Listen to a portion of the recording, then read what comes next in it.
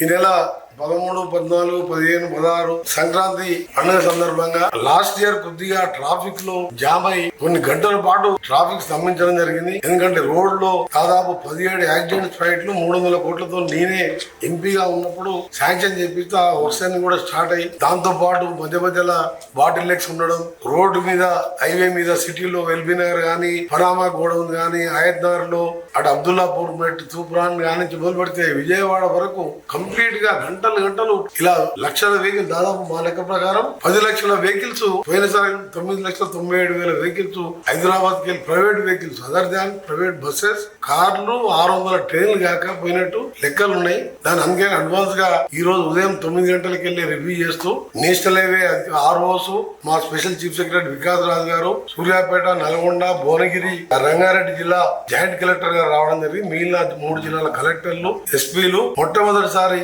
ఈఎన్సీలు ఆర్ఎండ్కి సంబంధించి ఈ రోజు రాత్రికి వెళ్లే అన్ని ఎక్కడ కూడా ట్రాఫిక్ ఆగకుండా పోవాలి. టోల్ గేట్ల దగ్గర ఎక్కువ పెంచే విధంగా తీసుకోవాలి కౌంటర్స్.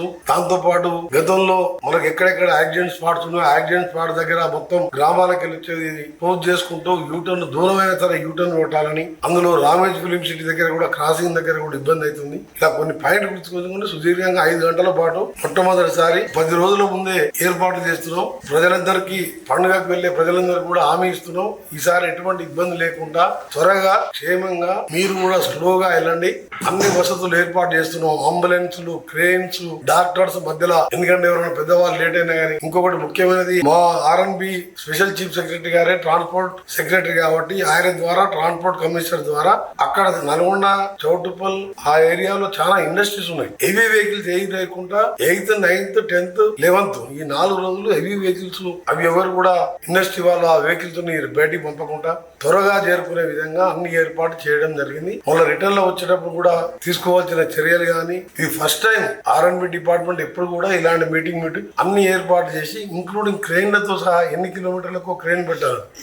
నిన్న సీఎం గారితో మాట్లాడితే గౌరవ సీఎం గారు కూడా డీజీపీ గారికి, ఇంటెలిజెన్స్ ఏడీజీ విజయ్ కుమార్ గారికి ఆదేశాలు ఇచ్చి ఉదయం డీజీ గారు కూడా వాళ్ళు కాన్ఫరెన్స్ తీసుకోవడం జరిగింది. దాంతో పాటు రేపు మళ్ళా వాళ్ళు కూడా రివ్యూ పెట్టుకుని ప్రతి 50 మీటర్లకు కానిస్టేబుల్ ఉండే విధంగా ఎక్కడ ఒక్క వెహికల్ ఆగకుండా అన్ని చర్యలు తీసుకోవడానికి ఈ రోజు పగడమని ప్రణాళికతో ముందుకు పోతున్నాం. టోల్ కి సంబంధించి ఇప్పుడే లేఖ కూడా రాస్తుంది. గడ్కరీ గారికి ఫస్ట్ మెయిల్ చేసి అవసరం ఉంటే పర్సనల్ గా వెళ్లి రేపు గడ్కరీ గారు టైం ఇస్తే రేపైనా 31st అయినా ఫస్ట్ అయినా గడ్కరీ గారిని కలిసడం జరుగుతుంది. ఇంకా మన సెకండ్ కి అసెంబ్లీ ఉంది కాబట్టి రేపు సమయం ఇస్తే రేపే పోతాను. ఎల్లుండి సమయం ఇచ్చిన ఎల్లుండి గడ్కరీ గారిని కలిసి ఎగ్జామ్షన్ ఇవ్వాలని. ఎందుకంటే ప్రతి టోల్ దగ్గర అందరికి ఈ ఫ్లాష్ ట్యాగ్ లేక టోల్ దగ్గరనే 20 కిలోమీటర్ లైన్ ఆగుతుంది. 3 టోల్ గేట్స్ ఉన్నాయి. దానికోసం కూడా నాకు పూర్తి నమ్మకం ఉంది. గడ్కరీ గారు నా లేఖతో స్పందించి ఆ టోల్ కూడా దాన్ని ఎగ్జామ్షన్ చేస్తారని. అవసరమైతే మేము నామినల్ గా మా ఆర్ఎన్బి డిపార్ట్మెంట్ ద్వారా నామినల్ గా పే చేసాం. రెగ్యులర్ గా వాళ్ళకు పోయినసారి ఎంత ఆదాయం వచ్చి అంత ఇయ్యలేము,